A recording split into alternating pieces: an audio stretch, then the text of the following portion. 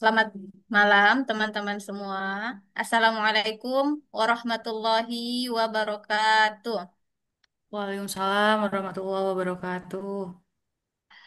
Yang terhormat Bapak Kasubdit Bina Paham Keagamaan Islam dan Penanganan Konflik Keagamaan, Bapak Haji Dedi Slamet Riyadi MAG. Yang saya hormati Bapak pemateri kita tentunya malam ini, Bapak Dr. Mukhlis Sanjaya MPD.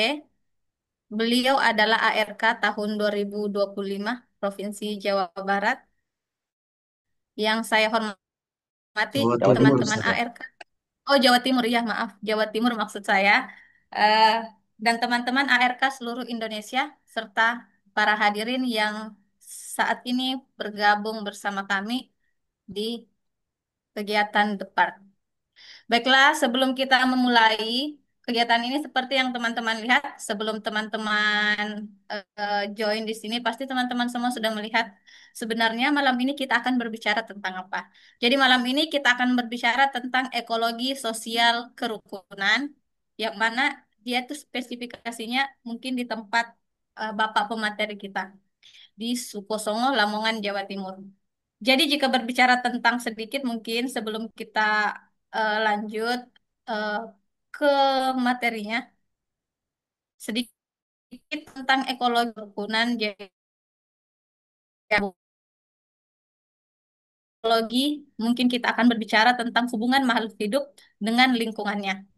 Dan kemudian ekologi itu akan disandingkan dengan sosial eh, serta kerukunan. Yang mana sebenarnya sepertinya kita berharap nanti dalam materi ini kita akan mendapat sebenarnya bagaimana ekologi sosial itu hubungan antara makhluk hidup dengan lingkungan itu bisa menjadi apa ya, pemersatu, bisa menjadi satu wasilah untuk membicarakan tentang kerukunan dari berbagai macam agama seperti itu.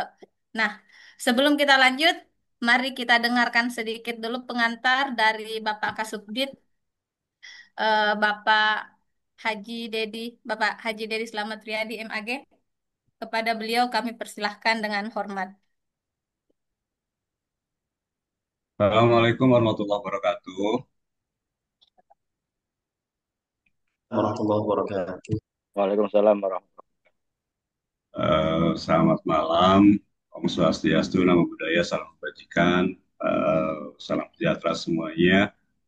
Bapak Ibu, kawan-kawan, eh, yang terutama moderator, Ibu Rizka atau Kak Rizka, juga eh, narasumber Mas Mas Mukhlis Sanjaya ya, Mukhlis Sanjaya. Ada yang Siap. pernah ada yang pernah dengerin atau lihat-lihat apa film-film pendek yang suka di promosiin di Facebook atau di TikTok gitu ya. Biasanya nama Sanjaya itu CEO, Siap. keluarga Sanjaya, penguasa penguasa Marga. bisnis di Indonesia. Oke, kawan-kawan semuanya terima kasih. Alhamdulillah, puji syukur kita lakukan kepada Allah atas nikmatnya masih masih diperkenankan untuk eh, kita sharing, kita bertemu, kita silaturahim. Dan pada malam ini saya juga senang karena temanya masih tetap ini ya, berwarna gitu ya. Kita masih tetap berwarna dan kali ini mengusung tema tentang ekologi, sosial, dan kerukunan gitu. Ya, tema-tema ekologi ya tidak akan pernah basi ya, karena kita ya hidup di tengah lingkungan yang setiap saat eh, ya terus mengalami perubahan baik yang menjadi menjadi lebih baik ataupun ada habitat atau lingkungan atau ekosistem yang berkembang semakin tidak mendukung ekosistem eh, manusia dan kemanusiaan gitu ya. Nah, pada tataran pada tataran praktis dalam kehidupan masyarakat itu seringkali kemudian permasalahan masih pemilihan misalnya, atau misalnya hal-halnya itu juga berkaitan erat dengan eh, terciptanya kerukunan atau kesalehan sosial dan seterusnya gitu. Nah, contohnya ya di beberapa daerah, ini hasil penelitian dan survei kami itu tingkat kerukunan atau tingkat prososial di beberapa daerah yang banyak mengalami konflik pertambangan atau misalnya konflik tanah agraria itu tingkat kerukunan dan prososialnya itu lebih rendah. Makanya ya eh, lingkungan yang semakin baik, yang semakin mendukung ekosistem kemanusiaan, ekosistem sosial, itu juga akan mewujudkan kerukunan yang lebih kuat dan toleransi yang lebih kuat juga. Nah, di sini secara khusus narasumber akan membahas tentang ekologi, sosial, kerukunan di Sukosongo. Saya nggak tahu juga itu di mana. Yang saya tahu Mas Mulis Sanjaya ini dari ARK dari Jawa Timur. Kita akan menyimak lebih jauh, lebih luas, lebih dalam mengenai ekologi sosial kerukunan di Sukosongo. Jadi biar tidak banyak waktu yang terbuang. Mari kita simak bersama apa yang akan disampaikan oleh Mas Muli Sanjaya, Pak Dr. Muli Sanjaya, dan dipandu oleh Mbak Rizka. Terima kasih Mbak Rizka, juga terima kasih Fatma dan kawan-kawan semuanya. Assalamualaikum warahmatullahi wabarakatuh. Waalaikumsalam warahmatullahi wabarakatuh. Terima kasih banyak Pak Kasubdit. Jadi seperti yang dikatakan Pak Kasubdit tadi, bahwa banyak masalah-masalah yang berhubungan dengan ekologi di beberapa daerah yang dia itu terlihat jelas bahwa daerah-daerah yang mengalami hal seperti itu tingkat kerukunannya bisa dikatakan menurun atau ada sedikit masalah. Oke, kita lanjut untuk mendengar topik lebih jelas. Kita akan melihat dan mendengarkan pemaparan dari pemateri kita, Dr. Mukhlis Sanjaya, SHI SSOS MPD. Akan tapi sebelum kita mulai dan lanjut kepada materi selanjutnya, materi beliau, saya akan membacakan sedikit CV-nya. Jadi jika melihat dari CV beliau, beliau ini adalah S1 Hukum Islam UIN Sunan Ampel Surabaya. Kemudian S2 di Manajemen Pendidikan Islam dan S3 di Manajemen Pendidikan Islam. Beliau ini adalah salah satu penyuluh teladan tahun 2018. Jadi teman-teman penyuluh bisa lihat penyuluh teladan kita pada tahun 2018. Dan kalau saya ingin membacakan CV-nya secara full, sepertinya sangat panjang. Sedikit pengalaman dan organisasi beliau. Beliau ini adalah salah satu pendiri komunitas Penadai Nusantara 2025, mungkin sedang eksis sekarang.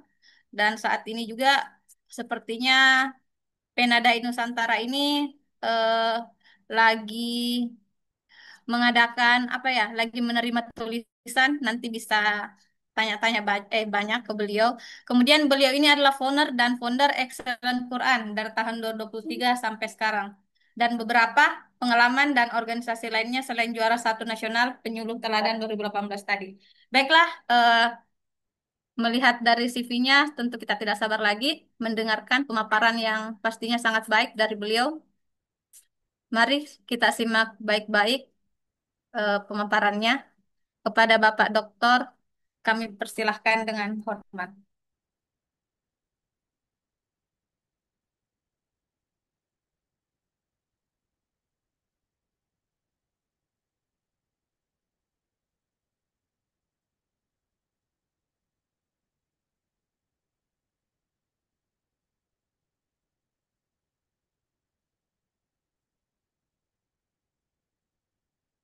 Silakan Pak Dokter.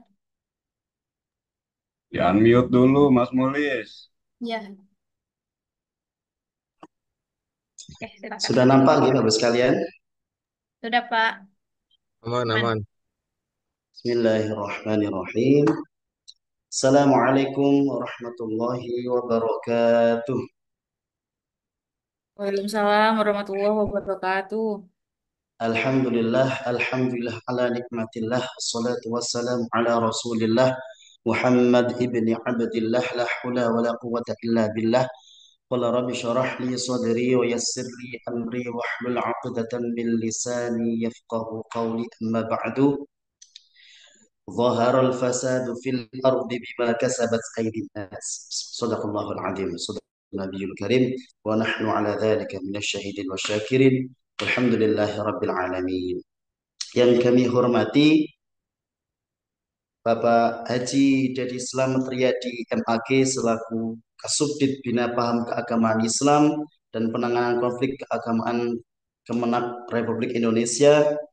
Yang kami hormati Bapak Kasubtim, Bapak Hersus, dan yang kami hormati moderator yang sangat luar biasa sekali dari Provinsi Sulawesi Tenggara, Ustazah ya, Ustazah Rizka, dan para hadirin yang sedang bersama-sama di virtual Zoom yang sama-sama kami banggakan, dan semoga senantiasa Allah berikan kesehatan, keselamatan fitni wa dunia wal akhirah.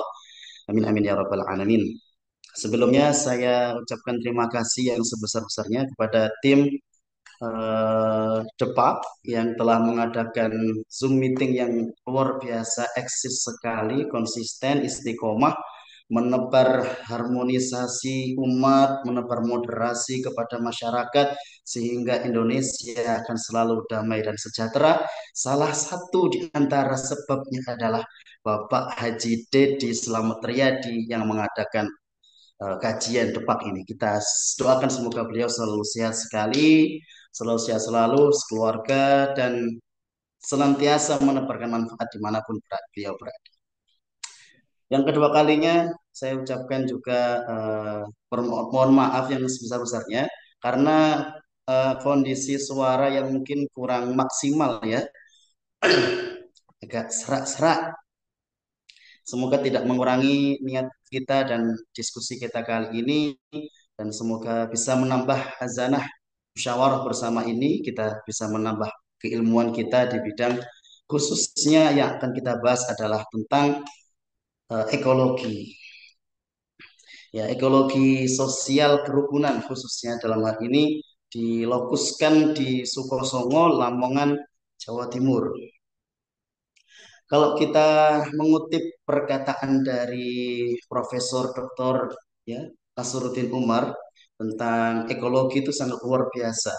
Beliau menyatakan bahwasanya jika Al-Quran merupakan ayat-ayat mikrokosmos, maka alam semesta ini adalah ayat-ayat makrokosmos gitu.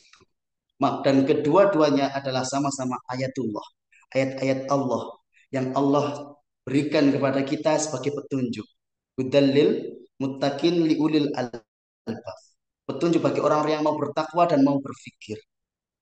Maka di sini kita akan membahas sedikit sharing saja. Sebenarnya ini sesuatu hal yang menurut kami itu simple, tetapi ketika ini dipelajari dengan seksama dan itu kita lakukan, ternyata sesuatu hal yang simple itu sangat bermakna ketika itu ada nizam, ya. Karena segala sesuatu itu al-haqqu bila nizamin yadhlikul batil bin nizam. Segala sesuatu kalau itu ya kebenaran yang tanpa ada sistematika yang luar biasa yang disistem secara bagus, maka akan mudah dikalahkan oleh apa? Yadhlibul batil bin nidam. Akan mudah dikalahkan dengan kebatilan, kerusakan, isme, dan lain sebagainya, yang itu terstruktur. Oleh karena itu, di sini kita akan sama-sama belajar nanti sharing ya tentang bagaimana ekologi sosial itu mampu menciptakan suatu kerukunan, khususnya di Sukosongo, Lamongan, Jawa Timur. Nanti semoga bisa direplikasi di daerah lain di seluruh Nusantara. Baik, Bu sekalian, mengawal ini marilah kita sama-sama Bismillahirrahmanirrahim. Semoga bisa bermanfaat untuk kita semua. Baik, ekologi sosial kerukunan di Sukosongo, Lamongan, Jawa Timur. membangun harmoni sosial dengan pendekatan sosial dan ekologi.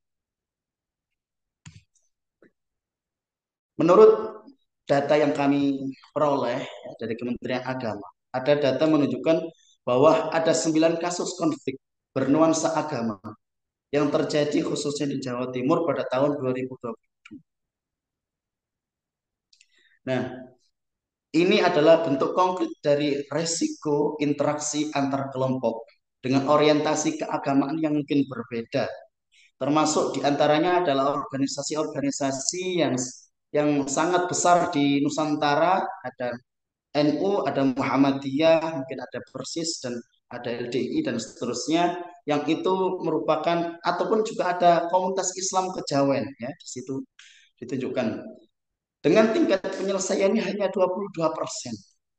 Ini menunjukkan bahwasanya hanya seperlima ya konflik yang bisa diselesaikan, dan itu menjadi PR kita bersama, khususnya penyuluh-penyuluh agama yang menjadi aktor resolusi konflik. Fanatisme dan eksklusivitas tentang identitas kelompok itu menjadi sumber pemicu jarak sosial yang bisa melemahkan semangat kebersamaan. Kita tahu bahwasanya ketika kita itu terlalu fanatisme, ya, mengikuti aliran-aliran yang fanatik dan juga eksklusif, tidak bisa inklusif, maka itu akan memberikan jarak sosial. Yang kata eh, pepatah Jawa mengatakan Jalareng Tresno Soko Kulino.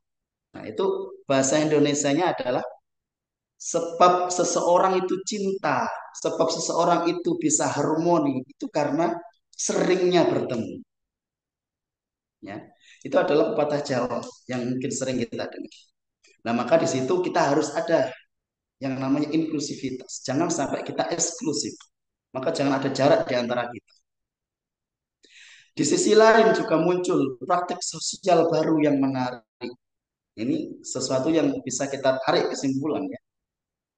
Bahwasanya ada kegiatan-kegiatan ekologis bersama di masyarakat kita yang perlu untuk terus dilestarikan karena di akhir-akhir ini sudah mulai runtuh dan sudah mulai goyang karena sifat tadi itu, sifat eksklusivis, sifat individualis dan seterusnya. Seperti kegiatan ekologis diantaranya kerja bakti membersihkan lingkungan, penanaman pohon, hingga tasyakuran hasil bumi yang melibatkan mungkin di situ banyak organisasi-organisasi keagamaan. Bisa berkumpul dalam satu wadah kebersamaan dengan kegiatan ekologi.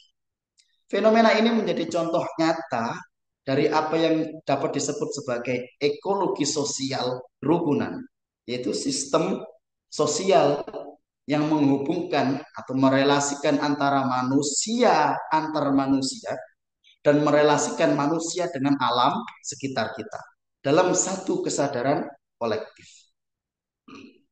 Situ pentingnya kita menjaga lingkungan. Sekarang sudah lumrah dan menjadi program ya. Orang itu sekarang itu lebih ke back to nature. Jadi orang itu lebih memilih kepada alam sampai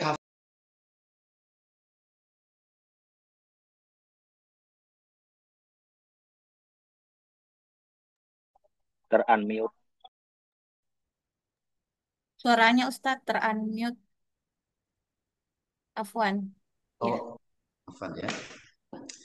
Baik, sampai yang belum saya sampaikan, eh, sekarang itu sudah menjadi wacana umum ya bahwasanya masyarakat khususnya di kalangan atas ya dalam artian di kota dan seterusnya itu lebih suka back to nature, kembali kepada alam ya karena mungkin mereka sudah bosan, bahkan kafe-kafe sekarang itu menyajikan nuansa-nuansa alam, hotel-hotel pun sekarang sudah menciptakan bagaimana nuansa alam. Nah, seperti itu. Jadi ekologi sosial perubahan. Teori yang kita pakai dalam kajian kali ini, sharing kali ini itu adalah teori dari Murray Boxin, ya, tentang teori ekologi sosial. Terus kita padukan dengan teorinya habitus, Pierre Bourdieu. Ya, Bourdieu itu menyebutkan tentang teori habitus, habit, bagaimana menciptakan lingkungan atau habitat, dan tentang teori solidaritas sosial, Emil Durkheim. Kajian ini nanti kita akan bertujuan memahami bersama-sama bagaimana habitus gotong royong menjadi basis pembentukan solidaritas masyarakat, lintas organisasi, bahkan lintas kepercayaan, dan serta bagaimana pendekatan ekologi menjadi sarana sosial untuk strategi rekonsiliasi sosial, terutama di pedesaan. Oke, next. Sekarang pengertian ekologi sosial kerukunan. Social ecology of sosial iman lintas yang ekologi, kesadaran lingkungan, praktek sosial berbasis gotong royong, solidaritas kemanusiaan. Konsep ini menggambarkan bahwa kerukunan masyarakat tidak hanya berdimensi sosial keagamaan. Jadi kita ketika ingin merukunkan masyarakat tidak hanya dengan dalil-dalil agama, tidak hanya dengan kita berceramah di podium, tidak hanya kita berceramah di mimbar, tetapi ternyata kerukunan masyarakat itu bisa berakar pada kesadaran ekologis dan ini lebih mengakar. Dan habitus kebersamaan tadi, jangan ada jarak di antara kita yang terinternalisasi dalam budaya pedesaan. Secara teoritis, ekologi sosial kerukunan merupakan hasil sintesis dari 3 landasan utama. Yang pertama, ekologi sosial dari Murray, keharmonisan manusia dengan alam dalam konteks kerukunan berarti harmoni lintas iman itu tumbuh dari kesadaran sosial dan kerjasama ekologi. Jadi ini ada kegiatan sosialnya itu terkait ekologi itu teorinya dari Murray yang kita biasa temukan di teori-teori telah dipaparkan jauh sebelum adanya penelitian itu ya, bahwasanya keharmonisan manusia itu dengan alam bisa tumbuh karena ada kesetaraan sosial dan kerjasama ekologi. Yang kedua adalah habitus gotong royong. Gotong royong menjadi sesuatu habit, kebiasaan di tengah-tengah masyarakat. Itu merupakan teori dari Piri bahwa nilai kebersamaan, tolong menolong dan kepedulian terhadap lingkungan dapat melampaui sekat organisasi dan agama. Ya. Jadi ketika kita gotong royong itu sudah tidak lagi menilai yang saya tolong itu adalah contohnya non muslim, yang saya tolong ini wah ini beda beda organisasi. Saya merah, dia putih, saya hijau, dia kuning dan seterusnya. Tidak, kita bersatu. Ya, ketika tolong menolong itu yang muncul adalah sifat kemanusiaan. Terutama ini adalah kepedulian terhadap lingkungan. Maka gotong royong ini yang diciptakan oleh teorinya Piri sudah membuktikan bahwasanya dengan adanya habit gotong royong terjalin adanya harmonisasi masyarakat lintas organisasi dan agama. Dia bisa melampaui sekat itu. Dia bisa melampaui sekat organisasi dan keagamaan tanpa pandang bulu. Yang ketiga adalah solidaritas sosial dari teorinya Emil Durkheim. Ini sering kita dengar ya. Bahwasanya kesadaran kolektif lahir dari praktik sosial yang berulang-ulang seperti kerja bakti, tasyakur dan lain seterusnya. Praktek tersebut membentuk solidaritas sosial yang menyatukan perbedaan menjadi kekuatan moral. Nah ini harus dimiliki oleh teman-teman aktor resolusi konflik. Teori dari Emil Durkheim. Bahwasanya perbedaan itu bukan pemisah. Tetapi bahkan Emil Durkheim menyebutkan dengan adanya perbedaan itu menjadi kekuatan moral. Dengan cara apa? Dengan adanya solidaritas sosial. Ketika yang satu sakit, maka ada yang namanya kerja bakti untuk saling tolong menolong. Mungkin iuran untuk membantu saudara yang sedang sakit. Itu namanya solidaritas sosial.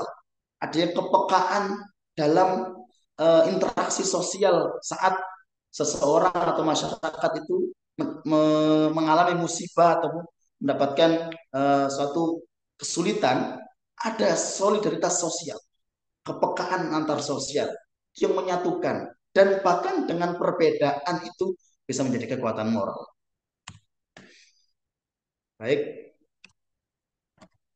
Nah, sekarang kita mulai masuk di logus kita. Ini memang slide-nya saya percepat ya. Mungkin hanya ada sekitar 15-an slide. Nanti kita lebih pada diskusi.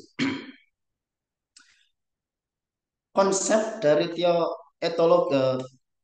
teologi sosial kerukunan ini bermula ketika kami, ya, saya tinggal di desa Sidomukti bersebelahan dengan Sukosongo, Kembang Bau, ya satu kecamatan. Itu berdiskusi dengan tokoh agama, mulai cerita. Awal mula mereka menceritakan bahwasanya di dusun Kedung Kampil, desa Sukosongo, Kembang Bau itu, sekitar awal tahun 2000-an, ya, itu sempat mengalami kerenggangan sosial. Akibatnya karena fanatisme organisasi keagamaan dan kepercayaan. Ya, di sana ada organisasi yang bersebelahan antara Muhammadiyah dan NU. Sempat ya, dalam arti ini mungkin masih konflik laten ya, jadi masih belum sampai ke puncak ataupun masih belum sampai ke mulai, ini masih di laten. Ada kerenggangan karena fanatisme itu mulai merasuki dari setiap organisasi tadi. Ya, fenomena ini menunjukkan lemahnya moral sosial bridging atau jembatan antar kelompok. Jadi sudah ada jarak gitu ya antar kelompok. Sebagaimana dijelaskan dalam bab 6. Kerenggangan ini memperlihatkan bagaimana dominasi identitas kelompok dapat mengikis habitus sosial gotong royong yang selama ini ada di desa dan menjadi ciri khas desa. Jadi orang itu sudah mulai tidak mau, dalam artian ketika ada tasyakuran itu hanya yang diundang yang sesama organisasi saja. Nah ini interaksi hanya dengan kelompok tertentu, hubungan sosial kurang komunikatif, kegiatan sosial kerja bakti pun dilakukan secara terpisah. Itu awal-awal kami dialog bersama tokoh agama. Lalu apa yang harus kita lakukan? Akhirnya langkah interventif kita berbasis ekologi sosial kerukunan kami tawarkan.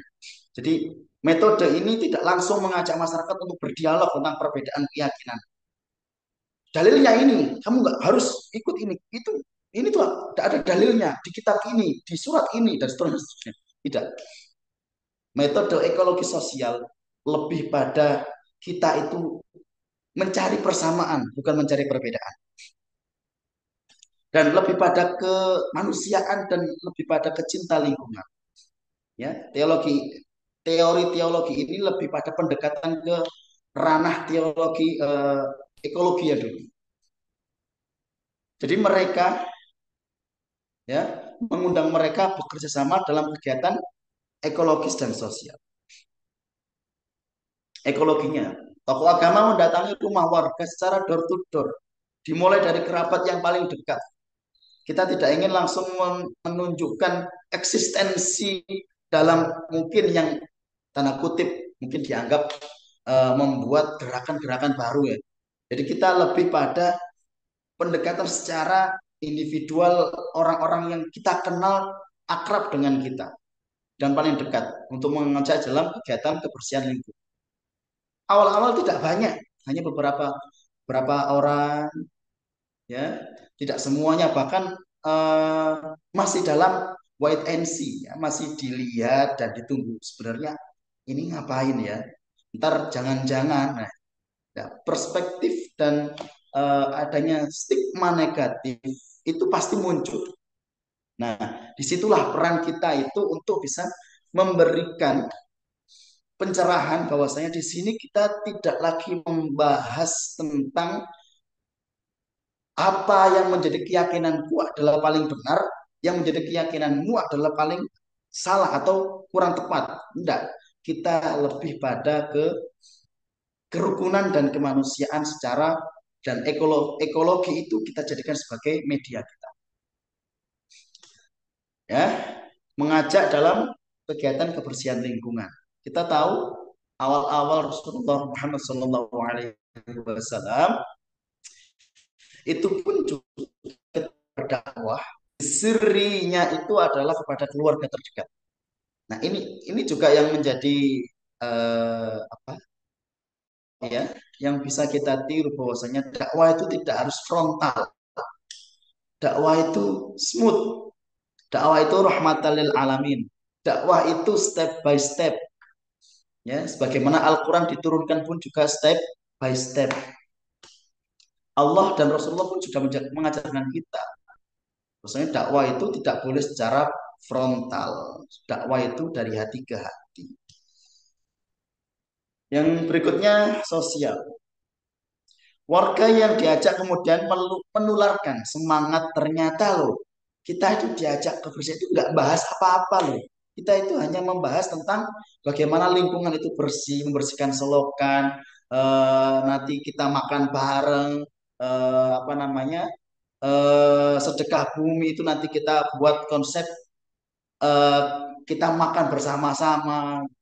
Jadi lebih pada konsep-konsep tentang kebersamaan. Akhirnya semangat kebersamaan itu ditularkan ke tetangga lain sehingga terbentuk yang namanya jejaring partisipasi sosial. Akhirnya menjadi ekologi sosial. Ekologi tidak lagi parsial, ya, satu peta, tapi ini sudah menjadi ekologi yang bermasyarakat. Sedikit demi sedikit. Akhirnya apa? Dari situ timbullah yang namanya kerukunan masyarakat dari berbagai lintas organisasi berkumpul bersama dalam kegiatan kerja bakti, tasyakuran, panen, dan doa bersama tanpa memandang perbedaan. Pendekatan ini sejalan dengan prinsip dari Bocin bahwa relasi sosial yang elegator dapat menjadi dasar bagi harmoni ekologis. Ya, oke, lanjut.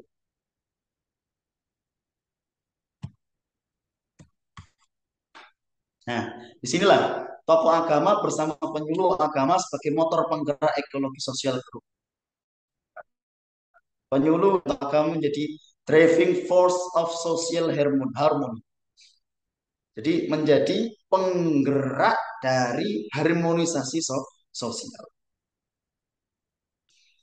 Penyuluh agama menjadi ujung tombak Kementerian Agama. Kita tahu bersama, memang penyuluh itu adalah ujung tombaknya, corongnya Kementerian Agama.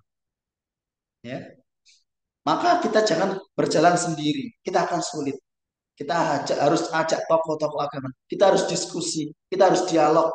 Ya, untuk menentukan asesmen yang tepat untuk kita action ketika di lapangan. Itu. Ya, akhirnya kita bersama para tokoh agama masyarakat bersepakat untuk menciptakan lingkungan yang partisipatif dan gotong royong agar konflik laten yang tadi itu yang mulailah ya, ada kayak desis-desisan kayak gitu-gitu sudah agak nampaknya belum sampai nampak di permukaan, yang ada tidak sampai memuncak dengan berbekal pengalaman dan dasar teori yang kuat mencoba mendekati orang terdekat di daerah masing-masing untuk kegiatan awal berupa bersih lingkungan, tasyakuran hasil panen, dan yang dikemas dengan doa bersama di pelataran jalan.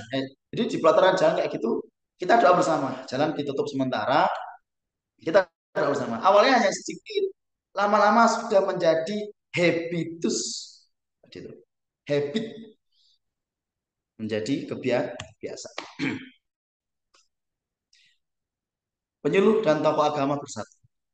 Penting. Kita juga nggak bisa jalan sendiri. Kita pasti butuh teamwork. Kita pasti butuh bantuan dari yang lain.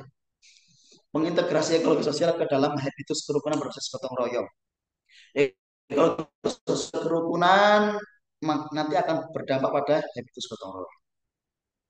Gambaran tahapan konsep ekologi sosial kerukunan yang mengintegrasi teori dari ketiga tokoh pakar ya, yaitu tentang dari Borsheim dan Bourdieu dan Durkheim tadi menciptakan harmonitas budaya dan anti fanatisme serta kebudayaan ekologis menjadi tatanan sosial.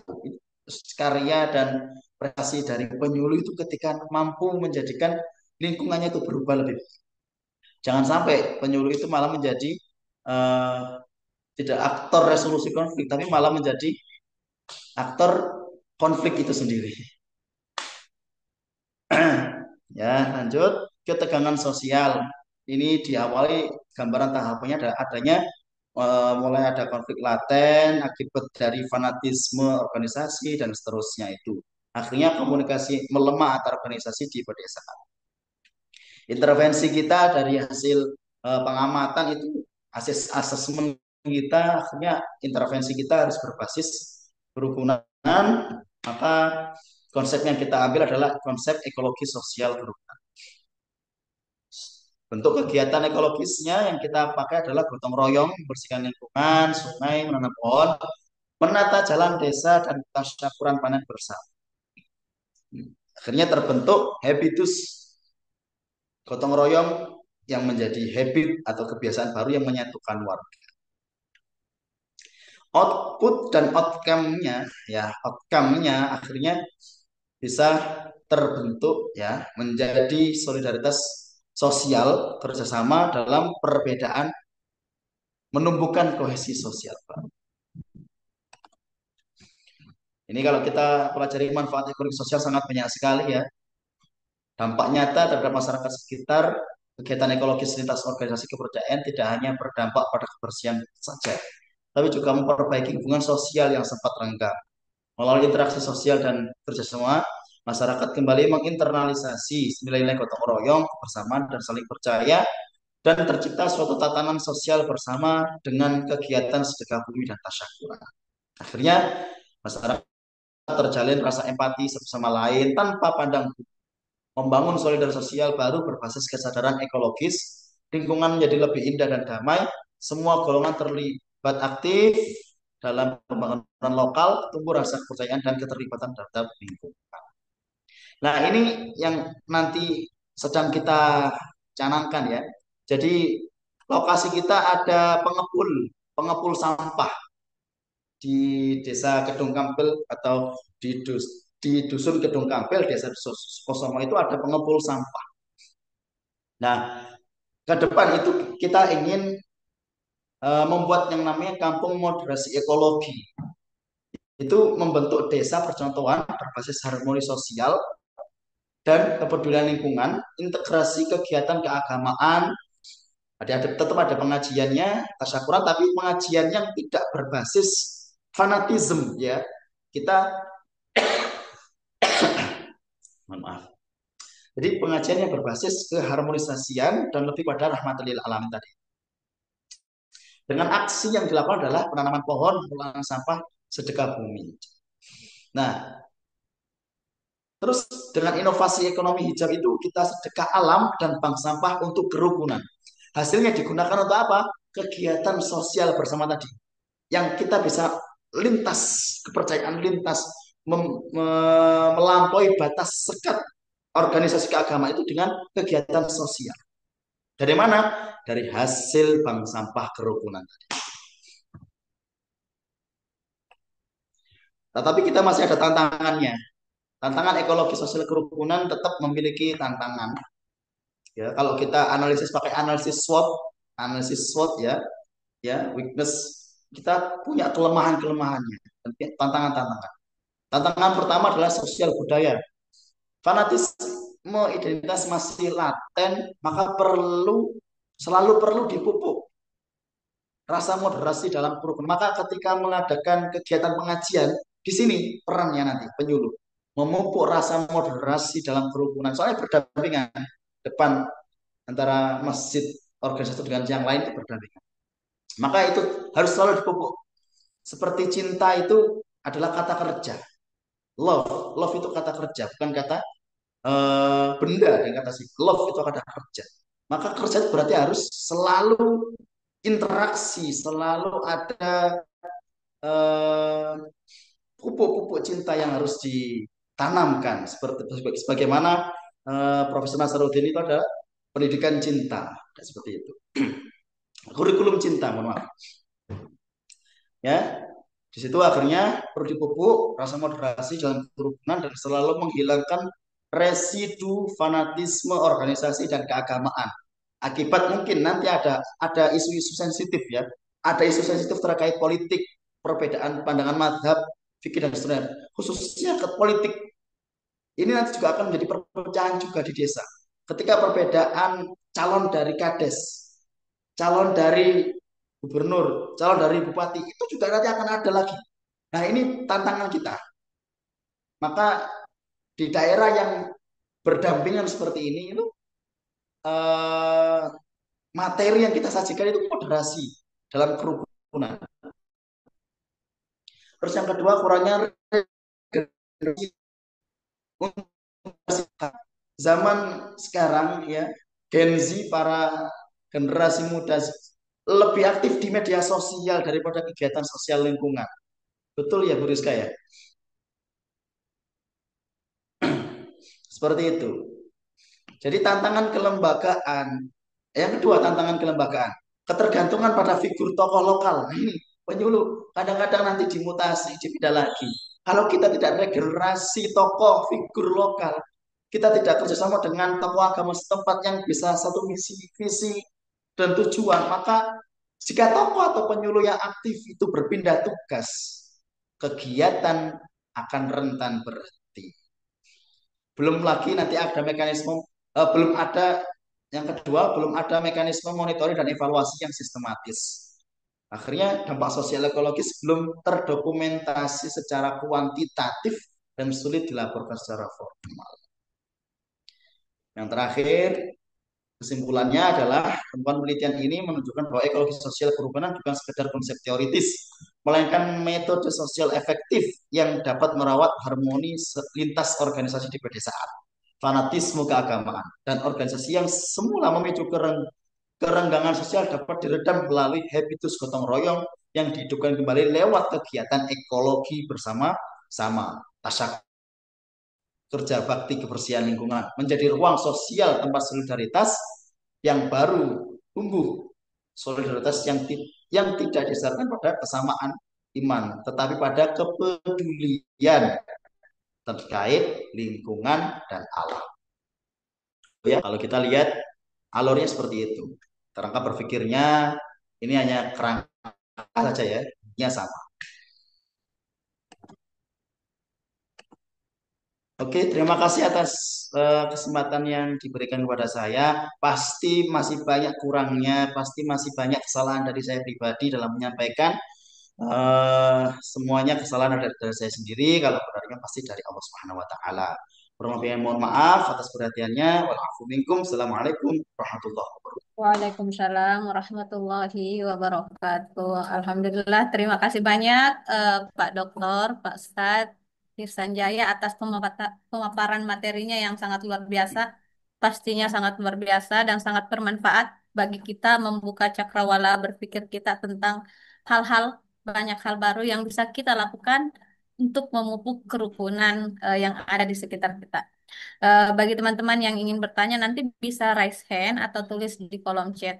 Tadi kita telah mendengar materinya, kurang lebih materinya itu menjelaskan tentang ekologi sosial kerukunan yang mana di situ ada relasi antara manusia dan alam dan yang mana dalam relasi itu bisa memupuk kerukunan. Jadi simpel-simpelnya sebenarnya tadi yang dijelaskan oleh Pak Mukhlis Sanjaya, salah satu hal yang bisa kita lakukan sebagai awal memupuk kerukunan mungkin mempersatukan dulu masyarakat yang ada di sekitar di situ mungkin dengan cara gotong royong. Setelah gotong royong mungkin ada acara makan-makan, setelah capek minum-minum mungkin secara tidak langsung kita akan duduk-duduk cerita-cerita sampai lupa mungkin orang di sebelahnya itu sudah pernah berkonflik dan segala macam hingga menurunkan apa ya namanya tensinya itu sehingga hati lebih plong, saat berbicara bisa lebih tenang lagi.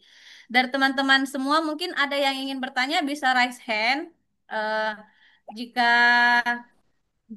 bisa raise hand, selain raise hand bisa langsung ditulis di ini ya, di kolom chat itu.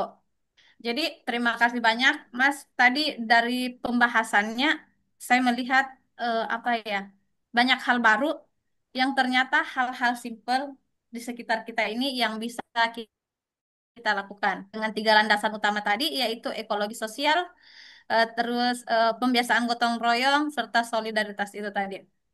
Mungkin sambil menunggu teman-teman, saya juga agak kepo sedikit ini dari pembahasannya tadi.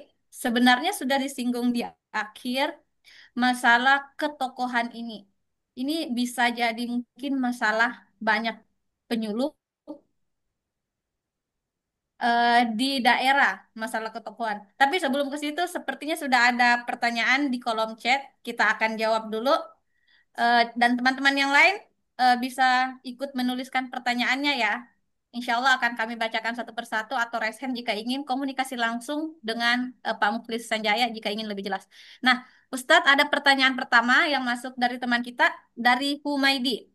Bagaimana katanya jika setelah melakukan itu mereka itu tidak bisa menerima perbedaan Ustadz? Apakah pernah ada kejadian seperti ini atau bagaimana? Mungkin mohon jawabannya Ustadz. Kita langsung jawab saja. Langsung dijawab ya. Ya baik, terima kasih dari Ustadz siapa tadi? Humaydi. Humaydi. Ustadz Humaydi. Baik, terkait orang yang tidak mau menerima perbedaan ya. Ya, bagaimana cara menyikapinya katanya Ustadz? Cara menyikapinya adalah kita jangan pertama kita jangan mendahulukan pembahasan tentang perbedaan. Kita pakai teorinya ekologi itu aja sudah bisa. Atau kita pakai teorinya dari apa namanya tadi? Emil Durkheim ya. Emil Durkheim terkait solidaritas sosial. Jadi berikan kita itu teladan. Kalau Rasulullah SAW itu adalah uswah. Maka ketika uswah yang kita berikan itu, kalau dalam bahasa kerennya tadi solidaritas sosial ya, kita berikan secara tulus dari hati tanpa ada embel-embel nanti mengajak dan seterusnya. Lama kelamaan mereka akan bisa menerima kita. Kalau pepatah kata kiai saya itu gini, "Com, besok kamu nek gone bahasa Jawa ya, saya Indonesia kan. Eh, nak, besok ketika kamu di masyarakat ada orang yang tidak suka, maka kamu buoi. Buoi itu bahasa Jawa yang artinya itu kamu silaturahim dan jangan lupa membawa apa. Nah, dari situ nanti akan timbul rasa empati karena ada rasa solidaritas sosial.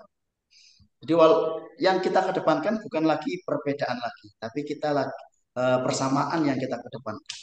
Bahkan kemarin waktu saya Mbak Rizka ketika acara depak ya, bukan acara SPAK yang di Jakarta itu, saya mencoba harmonisasi dengan lintas iman. Jadi di situ saya sampaikan, Pak, saya ingin tahu terkait agama Bapak. Tapi di sini kita tidak lagi membahas tentang Bapak itu nanti mengarahnya ke sini salah, Pak. Dalil yang benar itu enggak. Tapi ayo cari kira-kira dari agama Bapak dengan agama saya itu ada nggak titik persamaannya di situ. Jadi disitulah kita temukan banyak sekali persamaan-persamaan yang itu mirip-mirip istilahnya. Seperti istilah-istilah yang ada Gabriel, itu di kita ada Jibril. Ya, itu banyak saya temukan. Nah, akhirnya dari situ sama huruf-huruf vokal alif ba ta sa jim ha kha itu ketika bahasa Ibrani, kalau Bapak sekalian mempelajari tentang kitab-kitabnya orang-orang non Muslim, ini yang pakai bahasa Ibrani, itu banyak sekali kemiripan dengan bahasa Arab. Nah, di situ akhirnya kita tersenyum sendiri loh, ternyata sama ya, banyak yang sama. Nah, dari situ akhirnya kita makan bareng, kemana-mana bareng. Nah, di situ kan akhirnya orang yang awalnya itu eksklusif menjadi inklusif. Jadi gimana cara kita menyikapi orang-orang yang tidak mau menerima perbedaan? Berikan uswah. Berikan uswah dan lebih tonjolkan pada solidaritas sosial. Pakai teorinya Emil Durkheim aja. Terima kasih Bu Uci, Mbak Rizka. Ya. Bagaimana Pak Kumedi, seperti dari jawaban pemateri tadi kita bisa lihat, pemateri bilang eh, jika ada yang kita bisa mendapatkan persamaan, kenapa kita harus mencari perbedaan.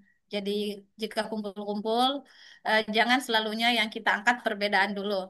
Mungkin kita cari hal yang bisa mempersatukan kita. Dan jika ada yang tidak ingin mendengar perbedaan pendapat, jangan terlalu kita ngotot untuk apa ya, mereka ikut dengan apa yang kita pahami, ataupun kita tidak perlu melemah untuk ikut apa yang mereka pahami, cukup memberikan teladan sesuai dengan apa yang kita eh, apa ya, yang kita pahami itu. Seperti itu. Eh, Teman-teman, ini ada pertanyaan lagi dari Pak Syafriadi. Teman-teman bisa raise hand juga ya. Saya ambil dari raise hand satu dulu. Setelah itu ke pertanyaan yang ada di kolom chat. Jika ingin lebih cepat, teman-teman bisa langsung raise hand.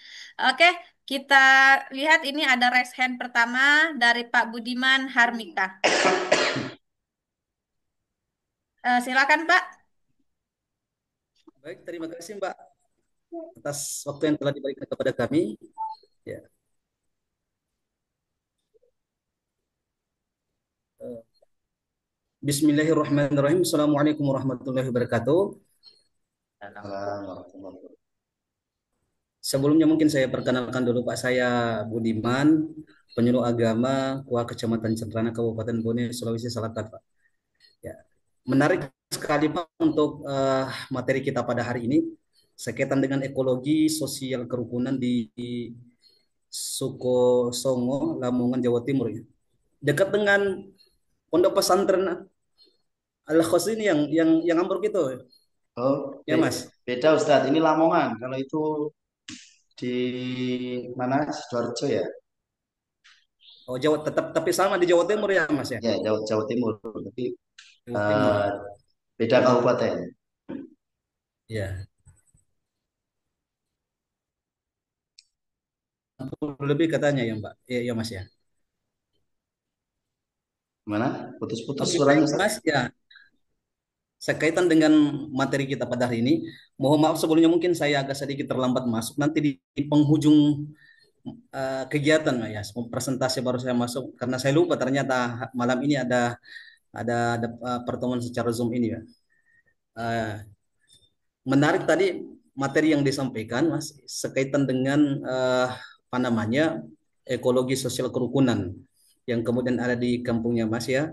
Yang saya ingin tanyakan di sini tadi salah satu usaha yang dilakukan kemudian tercapai kerukunan itu dilakukan sosial seperti gotong royong kemudian makan-makan. Setelah itu kemudian secara tidak langsung kemudian terjadi silaturahmi yang mungkin tadinya tidak sempat kita yang tadi mungkin ada apa namanya ada pernah tertarik bersama dengan mereka ini kemudian sedikit demi sedikit kemudian akan menyatu kembali seperti itu. Sejauh ini apa usaha yang kita lakukan untuk mengumpulkan masyarakat itu? Sementara kemudian kalau kita melakukan perbandingan di tempat kami bahwa untuk kumpul orang itu setengah mati, ya. Apalagi rangka gotong royong seperti itu. Kalau kumpul rangka untuk mendapatkan, saya kira mungkin mereka akan datang secara berbondong-bondong seperti itu. Tapi kalau kegiatannya adalah gotong royong, katakanlah bahwa melakukan pembersihan lingkungan seperti itu, saya kira mungkin motivasi orang untuk datang saya kira kurang seperti itu. Nah, ya, apalagi kemudian tidak ada sesuatu yang bisa mereka dapat di situ. Kalau ada makan-makannya sih, ya sih ada. Tapi kemudian untuk mengadakan itu bagaimana yang kemudian kita lakukan usaha sehingga orang bisa berkumpul seperti itu. Ya, sehingga kemudian orang tergugah untuk datang dalam kegiatan kita seperti itu. Kemudian yang kedua, setelah kemudian kita lakukan kegiatan ini, Mas ya, bagaimana dampak kemudian selama ini kita rasakan setelah kegiatan ini? Apa betul memberikan perubahan yang signifikan kepada masyarakat kita, khususnya di tempat kita, atau memang step by step seperti itu, bertahap seperti itu, atau mungkin ada dampak yang lebih besar kita dapatkan setelah mungkin kegiatan, khususnya bagi masyarakat yang mungkin sedikit ada kontra, mungkin ada sedikit perselisihan, yang mungkin setelah itu dengan itu bisa kembali melebur seperti itu. Saya kira mungkin seperti itu Mas yang sempat untuk kami tanyakan. Saya kembalikan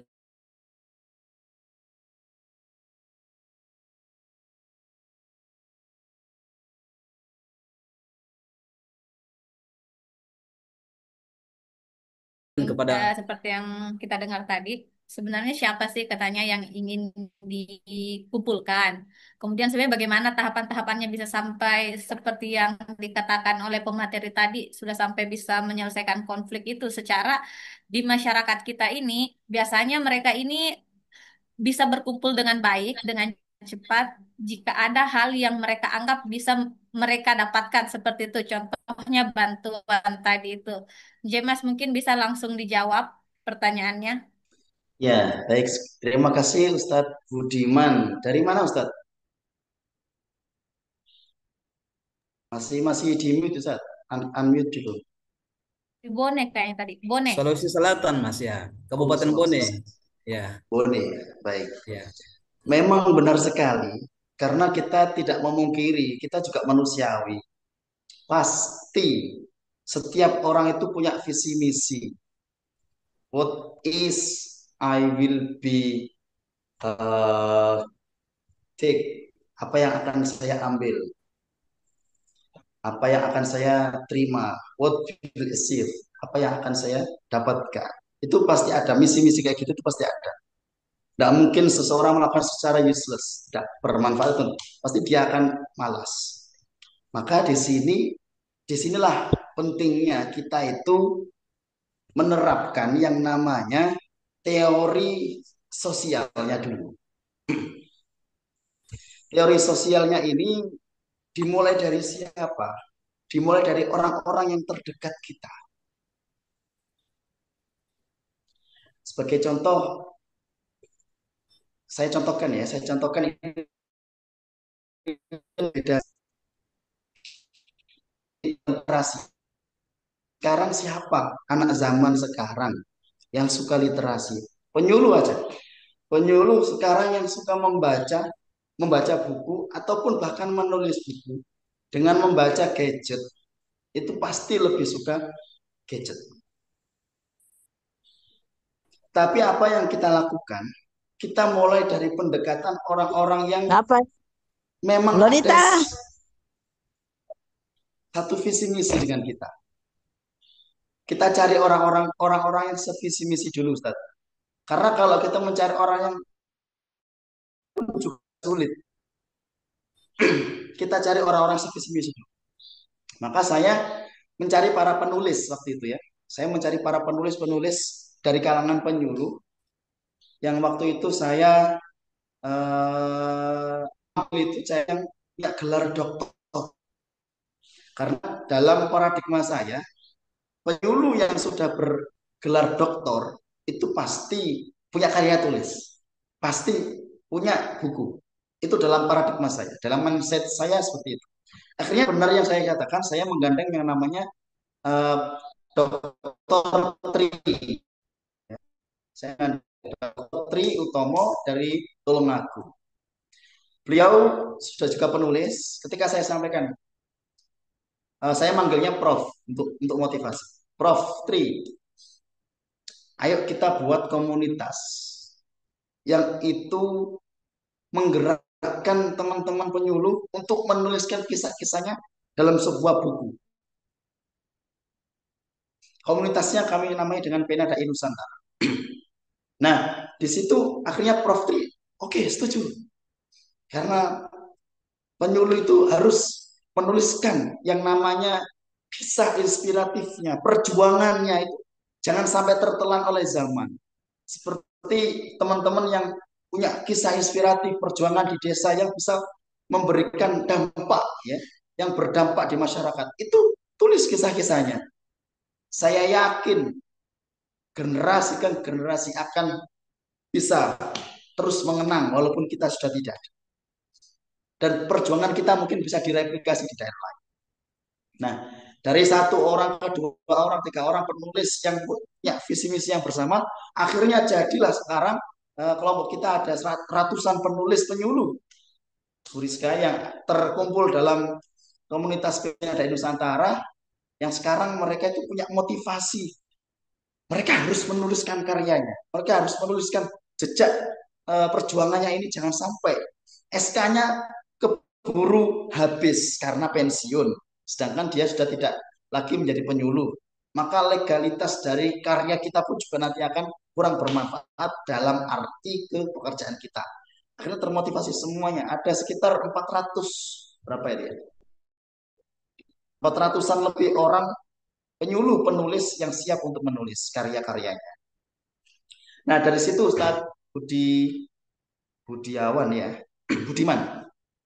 Jadi kita adalah kita mencari orang-orang yang sevisi misi dulu. Lalu kita jangan jalan sendiri. Saya yakin ketika niat kita baik, pasti akan diterima khususnya oleh tokoh agama dan perangkat desa ataupun pejabat setempat. Nah, dari situ kita punya kekuatan sedikit demi sedikit. Akhirnya menjadi buki. Itu istilah anak-anak ketika bermain. Terus dampak yang dirasakan, yang kedua dampak yang dirasakan sangat berdampak sekali karena sesuatu itu harus ada dampaknya. Ya, kalau kita hanya ingin tapi tidak mau action, itu seperti kita ingin makan tapi sambil bermimpi. Nah, nggak akan pernah kenyang dan nggak akan pernah berdampak pada tubuh kita semakin sehat, bahkan semakin lemah karena kita kecapean dalam berimajinasi. Maka langkah kecil yang kita lakukan untuk menyatukan perbedaan itu yang kita dasari atas kesamaan dan inklusivitas serta kemanusiaan atau teorinya Durkheim tadi sosial ya solidaritas sosial, maka disitulah akhirnya dalam dalam pengamatan kami semakin banyak yang ikut, akhirnya orang yang awalnya menolak malu menjadi orang yang eh, bukan mayoritas tapi menjadi orang minoritas, akhirnya mau tidak mau menjadi satu. Seperti itu Bu Rizka. Terima kasih, semoga bisa menjawab. Ya, kasih banyak Mas atas pencerahan. Sukses selalu. Siap-siap. Oke, semoga Amin. tercerahkan ya Pak Budiman secerah-cerahnya Ya, ya Mas. Pak. Ya. Seperti yang dikatakan oleh Prof ya Jadi tadi, inspirasi biar juga bagi kita di termotivasi sini. katanya. Lebih baik telur hari ini daripada ayam esok hari. Betul, Jadi betul. lebih baik kita mulai bergerak sesedikit apapun daripada tunggu hal yang besar dulu begitu. Baiklah, terima kasih atas pertanyaannya dan jawabannya dari Pak Dokter. Dan selanjutnya ada pertanyaan lagi dari kolom chat. Dan untuk teman-teman sekalian, seperti yang saya katakan tadi, bisa raise hand ya jika masih ada pertanyaan tentang materi kita yang sebenarnya sangat bermanfaat ini. Atau bisa langsung ditulis di kolom chat. Ini ada pertanyaan dari Bapak Syafriadi, SPD, MPD. Bagaimana konsep ekologi sosial kerukunan dapat diterapkan di tengah meningkatnya polarisasi masyarakat akibat perbedaan pilihan politik dan media sosial yang sering memicu ujaran kebencian? Luar Oke, biasa. Langsung saya jawab ya. ya. Pertanyaannya dari Ustaz Dari Syafi'i. Pak Syafriadi, SPD, MPD. Sebentar. Memang itu menjadi ancaman sebagaimana di slide yang saya jelaskan tadi. Itu ancaman yang menurut kami juga perlu kita cari solusi bersama. Tapi ketika perbedaan itu tidak kita jadikan sebagai bahan untuk mendekati mereka, contoh saya ataupun ada masyarakat A dan masyarakat B tadi itu berbeda pandangan politik. pasti konfliknya lebih, bahkan bisa lebih kejam daripada perbedaan kepercayaan. Dan itu bahkan sampai turun temurun, apalagi ketika itu gagal, wah luar biasa. Nah, maka kita dekati mereka itu dari hati ke hati aja. Tidak ada solusi yang paling, menurut saya ya, solusi yang paling ampuh. Caranya Rasulullah mendekati musuhnya. Caranya Rasulullah mendekati musuhnya adalah dengan uswah wal qudwah, al hasanah. Jadi Rasulullah itu mendekati musuhnya itu dengan cara Rasulullah menjadikan diri pribadinya adalah pribadi yang baik. Kita ketahui bersama Rasulullah sejak sebelum diangkat menjadi Rasul dan Nabi, Rasulullah sudah mendapatkan gelar Al-Amin. Orang yang sangat dipercaya. Nah, gelar Al-Amin ini pun loh, ketika Rasulullah menyampaikan ajaran Islam, musuh-musuhnya Rasulullah ketika ingin menitipkan sesuatu yang itu berharga tetap kepada Rasulullah. Adalah musuhnya. Kenapa? Karena musuhnya tahu Rasulullah nggak akan pernah dusta, nggak akan pernah khianah seperti itu. Bahkan musuhnya itu pun ketika menitipkan amanah itu kepada Rasulullah. Lucu, memang lucu sekali. Tapi ini contoh yang real dan itu bukan lagi dongeng ataupun cerita rakyat yang belum tentu ada dasarnya dan seterusnya. Ini real nyata dilakukan oleh Rasulullah. Rasulullah memberikan contoh dirinya sendiri dulu, itu bisa dipercaya. Setelah dirinya bisa dipercaya dan masyarakat pun percaya pada diri kita, maka langkah yang kita ambil adalah dengan cara dekati dari hati ke hati. Kita tahu ceritanya Rasulullah ketika Rasulullah dihujat sama apa pengemis yang buta itu. Bagaimana Rasulullah dihujat, sedangkan Rasulullah adalah yang menyuapin pengemis buta itu. Ketika sewaktu-waktu Abu Bakar menggantikan Rasulullah, diceritakan bahwa itu adalah Rasulullah. Akhirnya apa? Orang yang menghujat tadi itu masuk Islam. Nah, disitulah peran kita sebagai penyuluh berat. Kita membawa amanahnya para warasatul anbiya wal mursalin. Karena al ulama ya, penyuluh itu al ulama warasatul anbiya wal mursalin. Kita penyuluh itu dianggap seperti ulama yang akan mewarisi para rasul dan para nabi. Oleh karena itu, menurut hemat saya, yang pertama adalah jadikan diri sebagai uswah yang hasanah. Yang kedua, berikan kudwah ataupun berikan contoh uswah kepada musuh kita itu dengan cara, kalau teori yang sekarang, teori tadi ya, teori tentang solidaritas sosial, itu kan sama dengan teorinya Rasulullah yang Rasulullah memberikan makan kepada fakir miskin itu kan juga salah satu dari teori solidaritas sosial, membantu sesama. Itu sih menurut saya pendekatannya pakai pendekatan sosial dan pendekatan dari hati ke hati untuk Ustadz Syafi'i. Terima kasih. Ada yang mungkin belum saya jawab? Terima kasih atas jawabannya, Pak Dokter. Eh, Mungkin dari beberapa pertanyaan tadi kita sudah bisa menyimpulkan eh, kita sudah menyimpulkan sangat banyak wawasan serta pengetahuan baru sebagai seorang ARK ataupun sebagai seorang penyuluh agama Islam tentang sebenarnya langkah-langkah apa yang bisa kita ambil ke depannya. Seperti jawaban yang terakhir dari Bapak Dr. Mukhlis Sanjaya tadi, pentingnya kita mungkin sebelum melakukan semua itu harus ada uswah. Jawabannya selalu kembali ke uswatun hasanah, yang mana ketika kita ingin menjadi uswah al-hasanah bagi orang lain, mungkin kita perlu branding diri yang baik dulu. Sebelum kita tutup materi kita yang sangat luar biasa hari ini, kita bisa kami menyampaikan terima kasih banyak kepada Bapak Kasubdit yang menemani kami dalam webinar ini hingga akhir. Kita, kami mungkin meminta sedikit closing statement atau tambahan mungkin dari Pak Kasubdit dari perbincangan kami dari awal hingga akhir ini.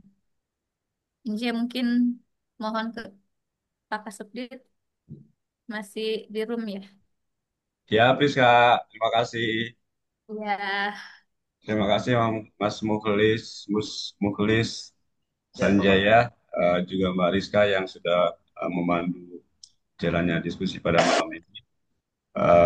Terima kasih juga kawan-kawan semuanya nih, di para penyuluh, para penghulu juga, mungkin dari kalangan lain di luar penyuluh dan penghulu yang sudah berpartisipasi dalam kegiatan depak pada malam ini.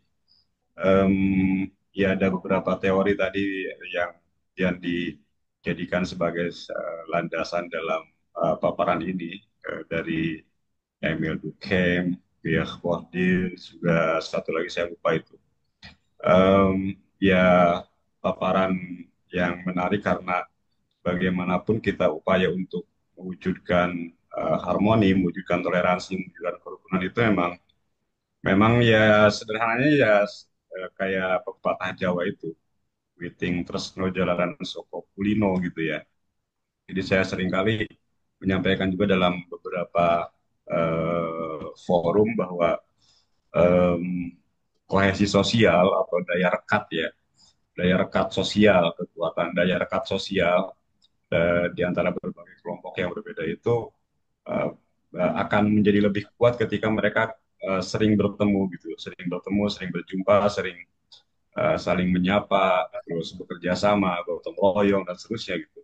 Jadi kalau sudah saling kenal, kemudian saling sering bertemu, insya Allah itu nggak perlu lagi kemudian kita kampanye tentang toleransi, kerukunan dan seterusnya gitu. Jadi prososial ditingkatkan itu insya Allah akan membantu pada terwujudnya kerukunan dan toleransi. Terima kasih semuanya. Terima kasih juga Rizka. Silakan ditutup.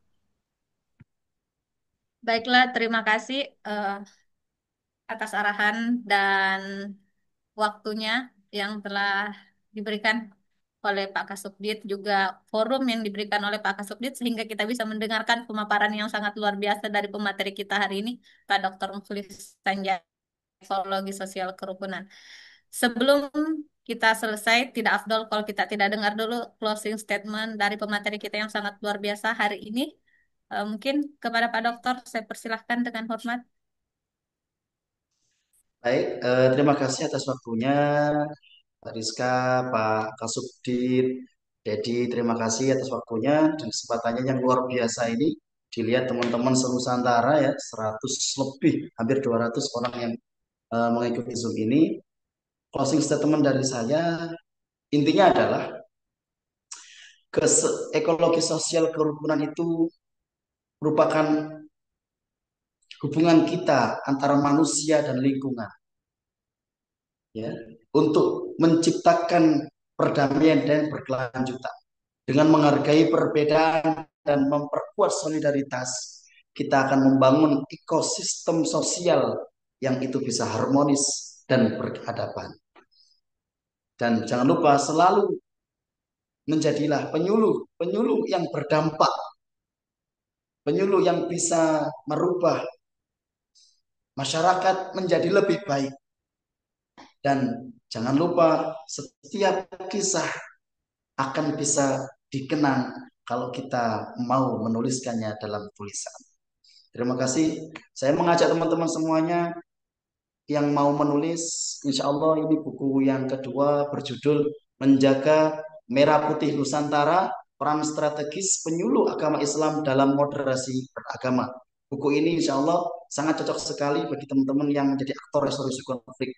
Semoga bisa bergabung dalam penulisan buku yang kedua di Bina dan Nusantara. Terima kasih. Sekian dari saya. Uh, Kurang lebihnya mohon maaf. Akhirul kalam. Assalamualaikum warahmatullahi wabarakatuh. Waalaikumsalam warahmatullahi wabarakatuh. Terima kasih banyak Pak Dokter atas pemaparan yang sangat luar biasa. Semoga nanti di buku keduanya nama saya juga bisa ada di situ. Semoga bisa ikut berkontribusi maksudnya Pak Dokter. Cukup sekian dari saya teman-teman semua yang belum isi absen, silakan isi absen. Link telah dikirimkan di grup, di chat room. Sebagai penutup dari saya, seperti yang dikatakan Pak Dokter tadi, mungkin lebih baik telur hari ini daripada ayam esok hari. Mari kita mulai melakukan hal yang bisa kita lakukan sedikit demi sedikit daripada banyak bicara, tapi tidak selesai-selesai atau tidak kita lakukan. Sekian dari saya. Mohon maaf jika banyak kesalahan. Eh, saya akhiri wabillahi taufiq wal hidayah. Assalamualaikum warahmatullahi wabarakatuh. Waalaikumsalam Waalaikumsalam warahmatullahi warahmatullahi wabarakatuh. wabarakatuh. Warahmatullahi wabarakatuh. Bapak Ibu semua yang berkenan menyalakan kamera untuk kita dokumentasikan. Di sini kita ada 8 slide. Kita mulai untuk slide pertama, saya hitung 1, 2, 3. Slide kedua 1, 2, 3. Slide ketiga 1, 2, 3. Slide keempat 1, 2, 3. Slide kelima 1, 2, 3. Slide ke-6 1, 2, 3. Slide ke-7 1, 2, 3. Slide terakhir 1, 2, 3. Terima kasih banyak atas kehadirannya. Sehat semua. Sampai berjumpa di minggu depan. Kemudian untuk rekaman-rekaman dari seluruh episode depan bisa disimak di akun YouTube saya, Naif Adnan. Terima kasih. Selamat malam. Assalamualaikum warahmatullahi wabarakatuh. Waalaikumsalam warahmatullahi wabarakatuh.